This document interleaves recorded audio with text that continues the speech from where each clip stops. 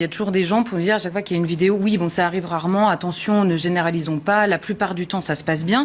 Alors, j'ai noté deux choses qui m'ont intéressée. D'abord, en 2018, alors vous allez me dire, on a évolué depuis 2018, je l'espère, mais en 2018, l'INSEE comptabilisait une violence gratuite commise en France toutes les 44 secondes.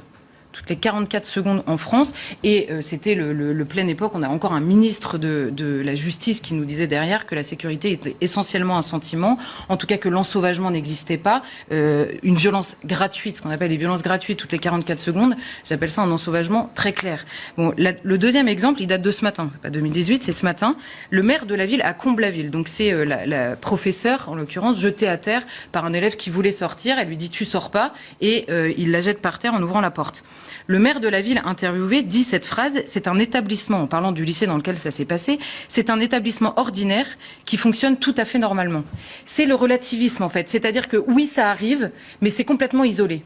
Mais ce qui était intéressant, c'est que c'est sur l'antenne de CNews que j'ai entendu ça, ils ont tendu le micro à des élèves qui sortaient du lycée. Et là, il y a un élève interrogé qui dit, bah oui, évidemment, c'est choquant parce que nous, on arrive au lycée, on s'attend pas à ce que ça se passe comme ça. Évidemment, ils s'attendent à avoir un cours de maths et puis ils se retrouvent avec une prof au sol. Mais, dit-il, que ça arrive dans ce lycée-là précisément et pas dans un autre du secteur, ça me choque pas trop. Sous-entendu, ça ne m'étonne pas. Donc on a d'un côté ce jeune extrêmement naïvement et sincèrement qui dit bah oui, enfin dans ce lycée en même temps ça n'étonnera personne, et le maire qui continue à nous dire oui attendez ne nous emballons pas, ça fonctionne normalement dans ce lycée-là. Donc il y a un déni qui continue. Pourquoi est-ce que le déni est grave? L'idée c'est pas de jeter de lancer une chasse aux sorcières ni contre ce maire ni contre d'autres. L'idée c'est que le déni fausse la responsabilité.